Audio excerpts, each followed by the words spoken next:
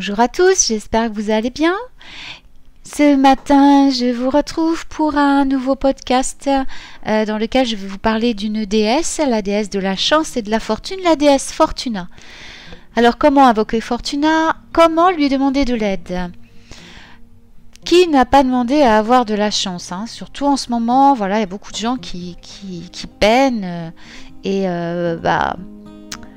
voilà, tous les êtres humains réalisent à un moment donné les possibilités infinies que leur offre la vie, mais beaucoup luttent aussi, et bien ça nous arrive de demander instinctivement ou délibérément, bien entendu, à un moment ou à un autre dans notre vie, une intervention divine ou une bonne fortune. Eh bien, sachez qu'il y a une déesse qui est la personnification de la chance, comme son nom divin l'indique, et c'est Fortuna. C'est ainsi que nous rencontrons Tyché en grec, ou Fortuna en latin, la déesse de la chance. Alors, voyons quelque chose d'intéressant sur cette incroyable déesse. Tyché était la fille des dieux primordiaux des mers, Océanus et Thétis. Le grec Tyché pro-existe son équivalent romain. En fait, elle était vénérée par l'empire grec d'Alexandre le Grand dans toutes les grandes villes. À l'époque romaine, Tyché va devenir Fortuna, qui est également représentée par une femme magnifiquement belle.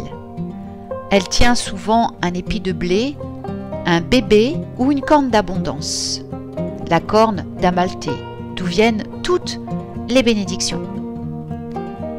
Et souvent les pièces et la monnaie représentaient la déesse Tyché Fortuna afin d'invoquer ses bénédictions divines et de multiplier la richesse pour l'État.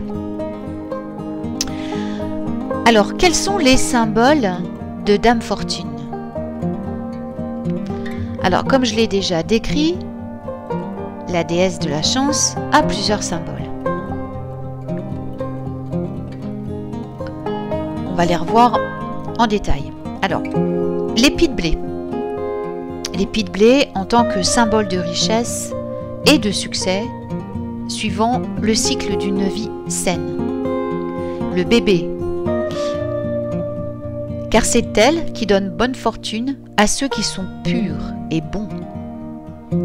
De plus, le symbole d'un bébé implique que les chances peuvent sembler faibles, mais peuvent se transformer en quelque chose d'épique. La corne d'abondance, appelée aussi la corne d'Amalthée. Amalthea était la mère nourricière de Zeus. Zeus était le roi des dieux. Elle est largement connue du signe du zodiaque le Capricorne, car Zeus voulait honorer son amour et sa dévotion. Donc, Amalthea, en fait, était une chèvre divine qui a nourri et protégé le dieu enfant de Zeus. Et Zeus était si fort, comme dit la légende, même quand il était bébé, qu'il a accidentellement, je bégaye ce matin, excusez-moi, accidentellement cassé une de ses cornes. Et cette corne est devenue la corne d'abondance, le récipient d'où provient toutes les bénédictions. Par conséquent, la corne d'abondance est le symbole divin de la bonne fortune, de la chance et de toutes les bénédictions. Alors, Fortuna, déesse de la chance, mais comment lui demander son aide?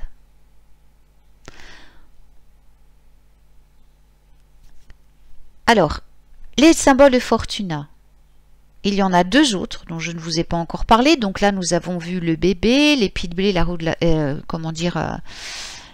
l'épi de blé, le bébé et la corne. Mais il y a aussi la roue de la fortune, le globe en rotation et le navire. Alors, la roue de la fortune, parce que la déesse Fortuna est celle, avec Fatès, qui peut changer la chance. C'est-à-dire qu'en fait, elle peut vous donner une grande fortune, certes, mais détruire aussi ceux qui abusent de ces bénédictions. En fait, cette qualité mercurielle des sentiments va rendre la déesse célèbre, même de nos jours, pour ses sautes d'humeur. Et comment en un clin d'œil on peut atteindre le sommet et être complètement détruit. Ainsi, cet temple recevait régulièrement plusieurs libations pour tenter de la convaincre de bénir les mortels. Donc c'est une déesse, je dirais, capricieuse. Quand vous l'invoquez, si vos intentions ne sont pas complètement pures, si vos pensées derrière la pensée sont le profit ou la cupidité, ou que vous gardez les choses pour vous sans les partager avec les autres, sachez que Fortuna peut vous donner des revers de fortune. Donc il faut être quand même assez prudent et être bien en phase avec ses pensées quand on appelle Fortuna. Ensuite, nous avons le gouvernail de bateau. Pourquoi? Parce que la déesse Fortuna est celle qui gouverne allégoriquement le navire de nos vies. Elle est celle qui peut faire un virage heureux ou un virage peu propice sur nos chemins. Et pourquoi dernièrement le globe en rotation? Eh bien en raison du changement d'humeur de la déesse. La chance tourne toujours, créant toujours des possibilités infinies. L'équivalent pourrait être un dé. Vous voyez, on jette le dé et puis voilà, on voit ce qui se passe. Donc on appelle Fortuna Tiché, dame chance, pour apporter de la chance dans notre vie, comme on l'a décrit en détail. C'est donc la déesse de la bonne fortune. Donc on l'invoque, on invoque ses pouvoirs pour apporter des bénédictions dans nos vies. On l'invoque également pour bénir un enfant. On pense que Fortuna aime les nourrissons et leur donne la bonne fortune. On invoque également Fortuna pour bénir une femme. C'est une déesse qui était appelée à bénir les femmes avec le don de la fertilité et le pouvoir de garder leur famille unie et forte. Ensuite, on invoque Fortuna pour voyager en toute sécurité. C'est une déesse qui est choyée par les marins et les voyageurs. Alors je vais vous donner un petit sortilège, un petit rituel pour appeler Tiché Fortuna. Je préfère l'appeler Tiché si ça vous embête pas, parce que je suis plus grec que romain moi. Donc c'est un sortilège ultime pour appeler la déesse, comme décrit par Orphée, et invoqué par les anciens prêtres et prêtresses. Donc c'est un rituel très puissant. Alors appelez la déesse et offrez-lui une bougie dorée, éventuellement un symbole qui la représente, comme on dit, que je vous ai dit avant, un globe, miniature de bateau, un épi de blé, des pièces de monnaie, la représentation d'un bébé en photo, enfin voilà, les choses qui la représentent. Ensuite, écrivez un souhait ou une liste de souhaits. Alors, à la base, on le fait avec de l'encre de sang de dragon. Si vous n'en avez pas, utilisez au moins de l'encre de Chine naturelle. Ensuite, pliez 3 fois votre liste de souhaits et placez-la sous un récipient résistant au feu. Maintenant, placez sur ce récipient la bougie dorée et brûlez-la en y consacrant de l'encens. Donc l'encens, de préférence du benjoin ou de l'oliban. Puis dites la prière 3 fois.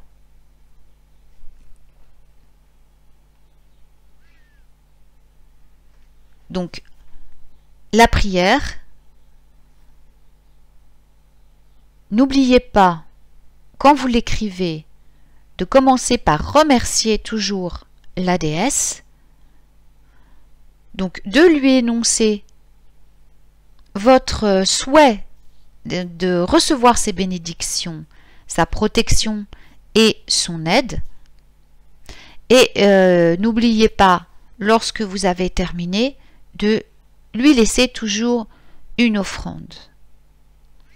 Ensuite, vous laissez l'encens se consumer. Alors quand on allume de l'encens, un petit rappel, vous laissez les fenêtres ouvertes, au moins une, parce que l'encens est toxique, quel qu'il soit. Donc ouvrez toujours au moins une fenêtre si vous ne voulez pas vous intoxiquer à la longue. Et aérez bien les pièces. Et puis n'importe comment, quand on brûle de l'encens, c'est fait pour comment dire, purifier un espace, pour élever ses vibrations.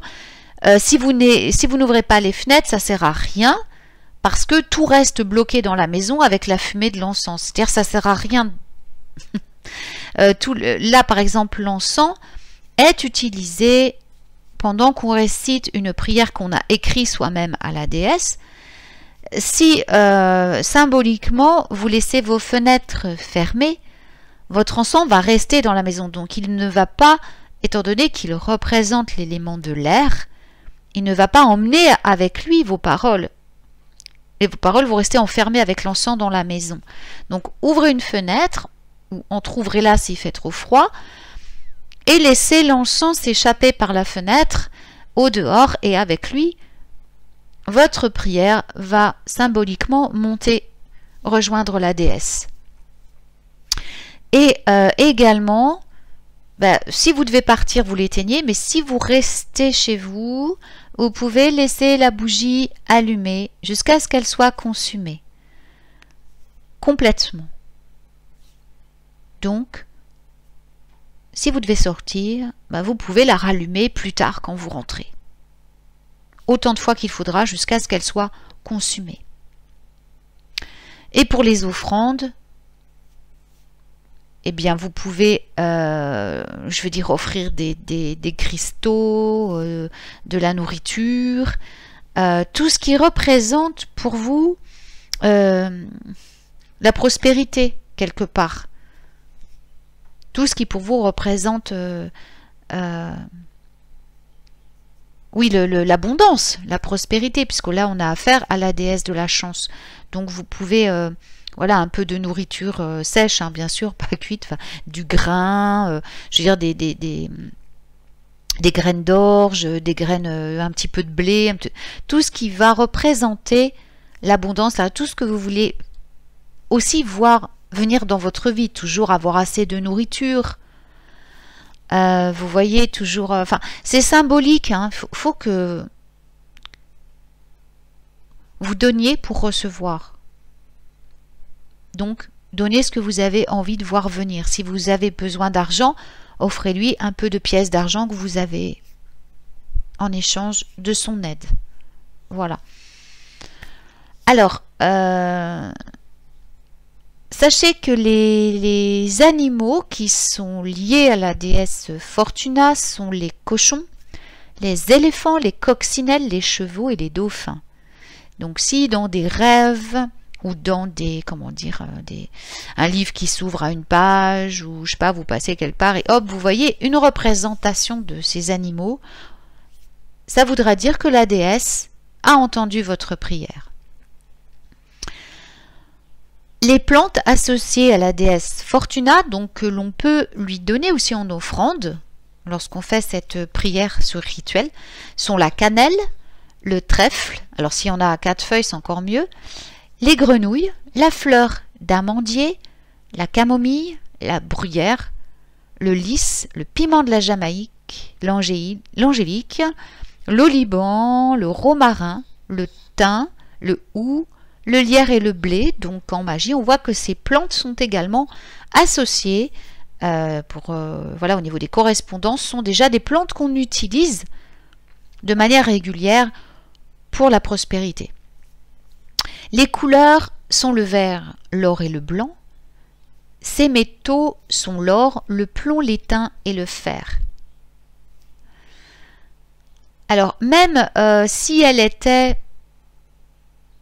Fortuna était considérée comme une déesse mineure, c'était pas une déesse du grand panthéon, mais elle était vraiment adorée et célébrée par tous. Et son image était imprimée sur les pièces de monnaie. Alors, quelle prière, pour quelle chose peut-on prier exactement Fortuna? Donc, la chance, la richesse, la bonne fortune, la prospérité, mais aussi le succès au jeu de hasard,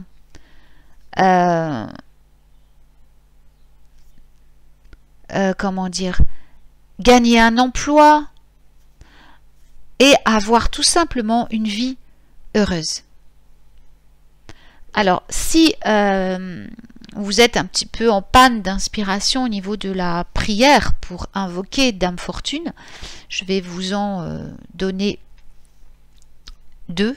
La première, c'est l'invocation de Dame Fortune, et la seconde est une prière. Ce sont toutes deux de prières, une invocation, une prière très ancienne. Mais bon, je vous conseille quand même, malgré tout, d'écrire vous-même votre prière, plutôt que de réciter quelque chose qui a été écrit depuis longtemps, certes, qui a fait ses preuves et par quelqu'un d'autre. Mais sachez que les entités du monde invisible qui sont là pour nous aider apprécient qu'on fasse, je dirais, l'effort de faire les choses nous-mêmes, qu'on y mette de notre âme, de notre cœur, vous voyez. Et une prière plus courte, mais écrite par, je veux dire, venant de votre âme, écrite par vous-même, aura toujours plus de poids, même si ce n'est qu'un merci, Fortuna, que une prière ou une invocation écrite et récitée par cœur ou lue. Voilà. Alors, donc, l'invocation de Dame Fortune. J'appelle Tiché, amie du destin, maîtresse de la belle fortune, qui tient le gouvernail de tous les navires, qui porte la corne brillante d'Amalthée, qui porte la couronne murale, dont le visage était gravé sur l'or. Jetez en l'air dans un choix besoin d'être réalisé.